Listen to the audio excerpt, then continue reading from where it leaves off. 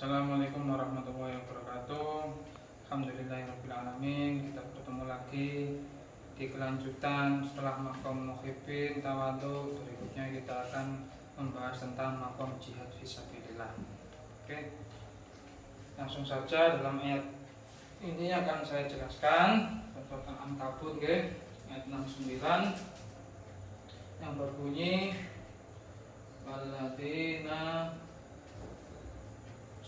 jahadu fina lanahdiyannahum subulana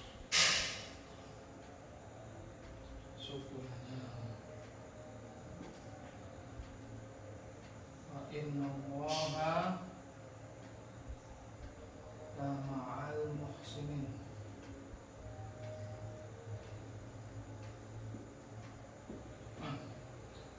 Surat Al-Ankabut ayat 69.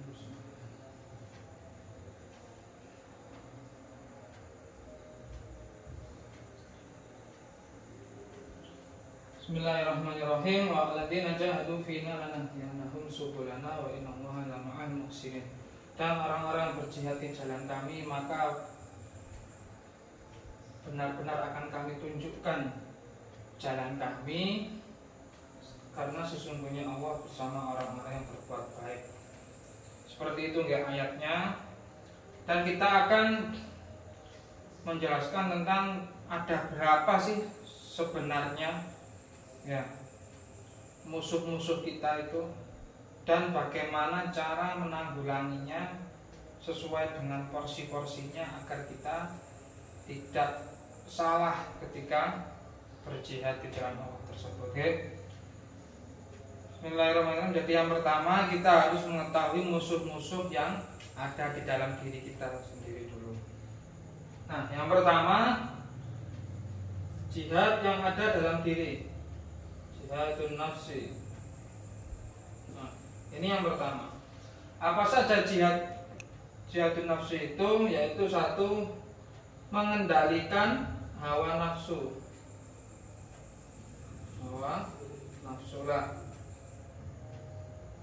Mengendalikan hawa nafsu ini apa saja? Satu, sifat semena-mena. Yang kedua, sifat rakus. Yang ketiga, sifat egois. Dan yang keempat yaitu tidak bisa mengendalikan nafsu birahi kita. Itu yang akan mengakibatkan apa? Kehancuran dalam diri kita, keluarga kita, dan dilihat buruk oleh orang lain. Seperti banyak kasus seperti pemerkosaan, pembunuhan, perampasan hak, pelanggaran hukum, dan lain sebagainya. Ini diakibatkan karena kita tidak bisa mengendalikan hawa nafsu. Jadi kita kendalikan nafsu tadi, jangan dibuang. Kalau kita buang, kita nanti jadi malaikat, kan seperti itu. Karena manusia itu memiliki hawa nafsu itu untuk dikendalikan, jangan dibuang. Nah, kalau sampai dibuang, kita tidak nikah, tidak makan, tidak lelah, memangnya kita siapa? Kan seperti itu. Itu yang pertama, apa? Hawa nafsu. Yang kedua yang ada dalam diri kita, masih ada dalam diri kita, yaitu apa? Penyakit-penyakit cinta dunia atau hubbud dunia, cinta dunia. Nah, hubbud dunia ini, yang kedua ini kita akan menghadapi satu, seolah-olah karena dunia itu selamanya, maka kita akan menghalalkan segala cara demi cinta. Jadi kita cinta setia, kita sampai jadi bucin barang, kan? Terus kenyamanan, di sini tidak nyaman, pindah lagi. Di sini sudah bosan, pindah lagi ke sana, pindah lagi ke sana, pindah terus. Nah, itu adalah sifatnya dunia. Kalau kita turuti ya kan seperti itu. Terus perdamaian yang ketiga, ya kan, perdamaian tanpa jihad. Jadi wis damai total, wis nggak mau tahu entah itu jin, setan, iblis atau apapun, orang semuanya kita damai semuanya, kita cintai, kita temani semuanya, tidak bisa gitu. Itu nanti jatuhnya ke ateis. Jadi kita ini harus betul-betul menempatkan masalah sesuai porsinya. Nah, hubud dunia tadi mengakibatkan apa? Penyakit bosan, gabut, apalagi hampa, kosong, seperti itu. Itu tadi jika cinta dunia. Yang ketiga apa? Tidak memahami diri atau karakter kita. Nah, nanti kita tidak memahami karakter kita, akhirnya apa? Akhirnya kita bingung di situ. Dipaksa orang tua gini, dipaksa itu gini, dipaksa gini, tidak menjadi diri sendiri. Kan karakter itu kan beda-beda nih. Ada seperti Sayyidina Abu Bakar, Sayyidina Umar, Sayyidina Utsman, Sayyidina Ali. Jadi kita harus menjadi diri kita sendiri. Dan itu memang bawaan lahir fitrahnya. Jadi kita harus memahami diri sendiri. Nah, tapi jangan sampai melampaui batas. Jadi karakter ini ketahuilah batas-batas akal kita, batas-batas fisik kita, batas-batas itu kita harus tahu batas nih. Kalau tidak tahu batas kita akan merasa sok hebat, sok pintar dan lain sebagainya. Terus yang keempat apa? Yaitu baru masalah jiwa, kejiwaan. Nah, jadi masalah jiwa ini masalah keilmuan kita, masalah derajat kita di sisi Allah Subhanahu wa taala. Nah, di jiwa ini ada 4 penyakit. Yang satu tidak tenang. Ada 4 ya. Yang kedua bingung, yang ketiga khawatir, yang keempat takut. Nah, sifat-sifat inilah karena apa? Karena kita tidak memiliki pengetahuan yang cukup, karena kita tidak memiliki guru-guru yang mumpuni, atau kita salah memilih guru dan lain sebagainya ya. Atau guru kita makomnya tidak tinggi, akhirnya kita sudah merasa sama terus berhenti atau gimana. Karena majelis yang baik itu yang bisa menuntun kita untuk lebih dekat kepada Allah, tidak tambah buruk seperti itu. Nah, jadi kita harus meningkatkan kualitas ibadah kita ya, jika di kejiwaan. Yang kelima yaitu masalah rohani. Nah, masalah rohani ini yaitu jihad di dalam diri kita yang berhubungan tentang masalah gaib. Masalah kita memohon petunjuk, masalah kita memohon hidayah, istikharah, ya kan, soalnya kita dihadapkan dengan jodoh, kita istikharah mana yang Allah pilihkan. Nah, ini nanti akan digoda dengan iblis, akan digoda dengan nafsu kita.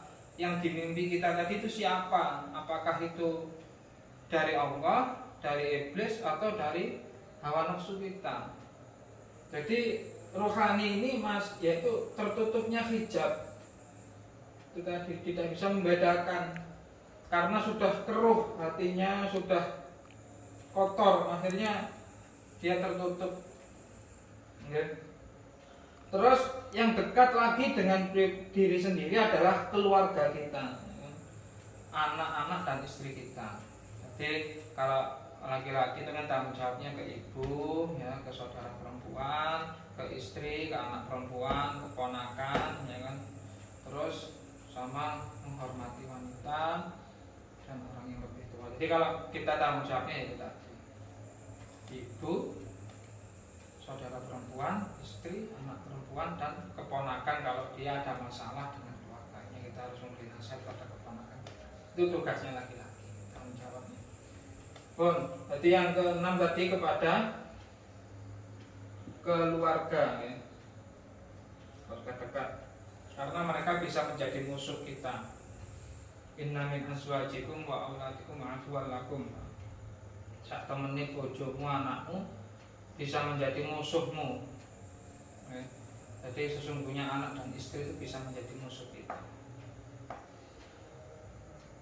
Sudah, ini yang pribadi ya, yang orang terdekat. Yang berikutnya, jihad yang berikutnya yaitu jihad yang ke orang lain, ke umat atau orang lain. Nah, bagaimana caranya?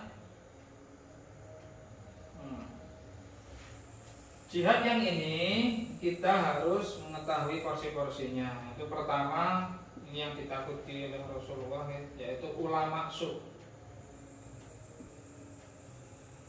ulama yang buruk. Nah, bagaimana kita caranya? Kita harus mendakwahkan keilmuan Islam yang betul, yang sesuai dengan akidah, sesuai Al-Quran, hadis, ijma, qiyas, biar kita tidak salah. Jadi untuk mendakwai ulama su memang caranya seperti itu. Pelan-pelan nanti mereka akan sadar sendiri dengan doa dan usaha. Oke. Terus yang kedua ada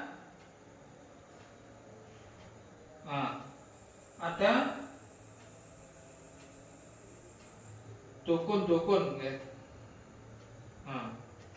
Dukun jahat maksudnya, ya, yang melakukan kesyirikan, entah itu dukun santet, entah itu dukun cabul, atau pelet, ngepet, gendam jahat lah. Itu seperti itu ya. Kita harus melawan mereka. Jadi cara melawannya dengan dukun ya kita harus ada buktinya. Kalau kita ada buktinya jelas, itu bisa kita laporkan, jadi ditangani yang berwajib. Terus yang ketiga, setelah dukun jahat ada penguasa dolim. Penguasa dolim yang menggunakan kebijakan-kebijakan yang merugikan rakyat.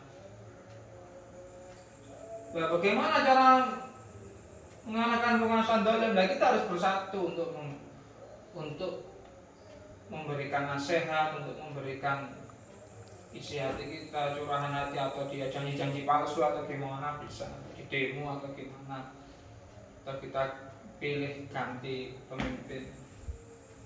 Yang keempat yaitu ada setelah penguasa dolim, di sini ada kafir harbi. Yang kelima, kaum radikal. Jadi kafir harbi ini kafir atau dari agama lain, guys, selain Islam, yang menginginkan kekuasaan dengan cara penindasan, dengan cara penganiayaan, dengan segala cara yang buruk, perampasan hak, penganiayaan, pembunuhan, pemerkosaan. Nah, ini kaum kafir harbi dan radikal ini dimusuhi, ya. Nah, ini yang dua ini kita baru mengangkat pedang, ya kan? Soalnya nih Indonesia dijajah oleh kafir harbi yang mengatasnamakan agama lain dan bekerja sama dengan kaum-kaum radikal untuk menggulingkan kekuasaan dengan cara pembunuhan, dengan cara pengeboman ilegal, dengan cara yang tidak manusiawi, ya. Padahal di Islam itu kalau kita menghadapi seperti itu kita harus ada syaratnya. Satu, dia itu harus balik berakal, ya kan? Dua, ya, ada izin dari orang tua. Yang ketiga, ada izin dari pemimpin. Dari pemimpin harus ada izin dan ulama. Nah, itu tadi syarat-syaratnya. Dan ketika perang pun, di medan perang itu aturannya Islam sangat indah sekali. Jadi ya, tidak boleh membunuh anak-anak, tidak boleh membunuh orang tua, tidak boleh merusak tempat ibadah, tidak boleh merusak tanaman, tidak boleh merusak dagangan, memperlakukan tawanan dengan baik, ya kan? Terus harta-harta ghanimahnya itu juga dijaga dengan baik, harta-harta rampasannya juga, dan tidak memaksakan kehendak kita. Ya, kita harus menguasai tapi tanpa tadi itu. Beda dengan kaum kafir harbi dan radikal, itu diperkosa, dirampas haknya, dihancurkan dan lain sebagainya. Jadi seperti itu. Itu bedanya peperangan dalam Islam dengan yang kaum kafir harbi dan radikal. Oke. Yang keenam. Yang keenam ini Setelah kafir harbi, kaum radikal, ada kafir dhimmi. Nah, kafir yang berdamai dengan kita lah. Ini yang kita dakwai, kita buat saingan pemirsa. Ya kan? Berarti jangan kita bunuh, jangan boleh. Nanti kafir harbi, kafir dhimmi itu beda ya. Kafir dhimmi itu kafir yang berdamai dengan kita, seperti di Indonesia ini ya. Jadi kita harus menjaga kemanusiaan, kita jaga kebebasan memilih itu juga kita jaga. Tapi kita juga harus bersaing dengan mereka nih. Lalu banyak-banyakan umat, banyak-banyakan tempat ibadah. Nah, itu kita harus bersaing, tapi jangan pakai kekerasan karena tidak ada paksaan di dalam agama. Kalau di Indonesia disebut dengan kalau sudah rakyat, ya. Jadi sudah rakyat Indonesia sudah kumpulan ini. Mengumpulkan segalanya. Terus yang ketujuh ada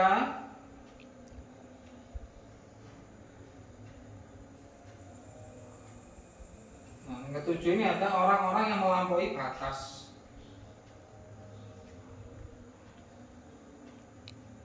Nah, orang yang melampaui batas ini yang melanggar hukum, mencemarkan nama baik dan lain sebagainya nanti diurusi dengan hukum gitu.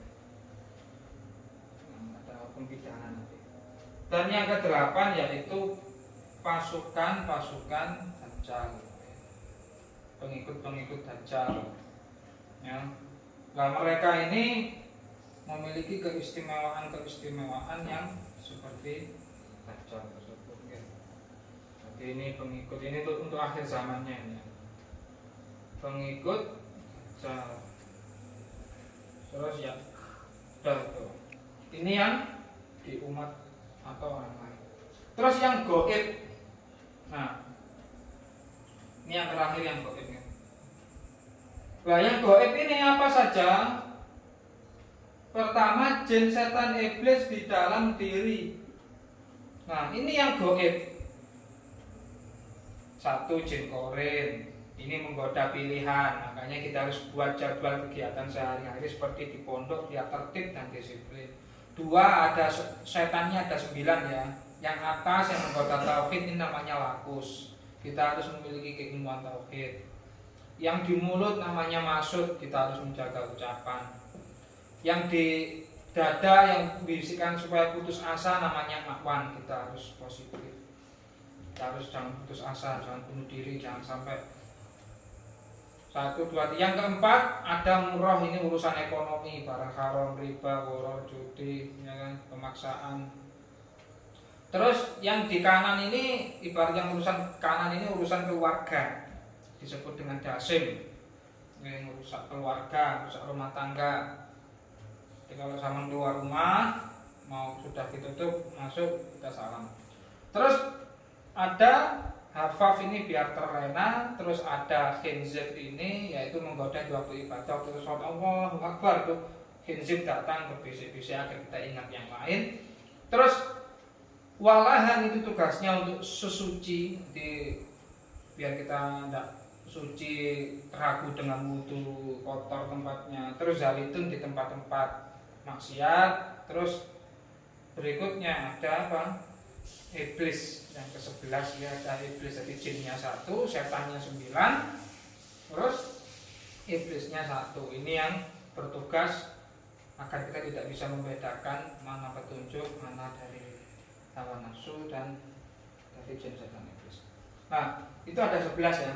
Ada 11 ini yang tugasnya. Yang kedua, jin, setan, iblis di luar diri lah. Ini yang kiriman, santet atau apa gimana yang ketika itu sampai ke rumah kita, di rumah panas, anak kecil nangis, itu ciri-cirinya ya. Terus hawanya bertengkar terus, tidak nyaman, susah tidur karena ada kiriman goib tadi. Ini kita ruqyah dan kita usir. Kalau yang ini hanya berbisik ya. Yang tadi bisa ada sebesarnya hanya berbisik. Yang ini, nah ini yang bisa kita usir. Terus yang ketiga ada Dajjal ya. Nah ini di akhir zaman. Terus yang keempat ada Ya'juj Ma'juj. Terus ada iblis yang dulu menolak sujud kepada Nabi Adam, ini rajanya. Nah, jadi seperti ini kan, kita harus jelas mensikapi jihad di jalan Allah itu seperti ini. Kita ulang dari awal kan. Jadi jihadun nafsi ada 6. Hawa nafsu dikendalikan, cinta dunia kita tundukkan, jangan sampai kita dunia dan takut mati. Terus karakter ini kita jadi diri sendiri, tapi jangan sampai melampaui batas. Kepada jiwa kita tingkatkan ibadah kita terus, kepada rohani kita selalu memohon petunjuk kepada Allah agar tidak salah pilih. Terus kepada keluarga kita jaga, kita nasihati, kita cegah, kita doakan. Terus kepada orang lain untuk ulama maksud kita terus dakwah, kita dakwahi terus. Untuk dukun jahat kita harus ada bukti, kalau tidak dia kita balikkan kepada mereka sihir-sihirnya. Terus pengusahaan dolim kita harus bersatu, kafir harbi dan radikal kita harus ada izin pemerintah tadi ya, dan izin ulama, izin orang tua dan balik, dan kita siap kalau kita dijajah. Dan ada kafir dini rakyat kita saingan banyak-banyakkan umat, saingan banyak tempat ibadah. Terus kaum yang melampaui batas ya silakan laporkan kepada pihak berwajib. Terus pengikut Dajjal kita harus hati-hati, jaga iman, baca surat Al-Kahfi ayat 1-10 dan 10 ayat terakhir untuk pengikut Dajjal dan Dajjalnya. Terus untuk yang gaib, setan iblis dalam diri kita harus memusuhinya dalam diri kita sendiri ya, karena dia berbisik-bisik, kita harus disiplin. Terus setan iblis di luar diri kita harus punya firasatul mukmin, punya basirah untuk menyelesaikan masalah ini. Setan iblis di luar diri yang kesurupan bisa terbang, kesurupan bisa lihat kartu tertutup, bisa lihat orang hilang dan sebagainya, itu jin. Terus Dajjal ini kita harus persiapkan akhir zaman, Ya'juj Ma'juj kita harus mempersiapkan akhir zaman. Dan iblis ini harus kita ingat-ingat pesan-pesannya, ingat-ingat sejarahnya. Dia sangat berbahaya, dia pernah memimpin malaikat, dia pernah menipu Nabi Adam dan Ibu Hawa. Kita harus hati-hati ya. Saja kayak gitu tadi jihad dan cara macam-macamnya. Semoga bermanfaat. Ihdinas siratal mustaqim. Assalamualaikum warahmatullahi wabarakatuh.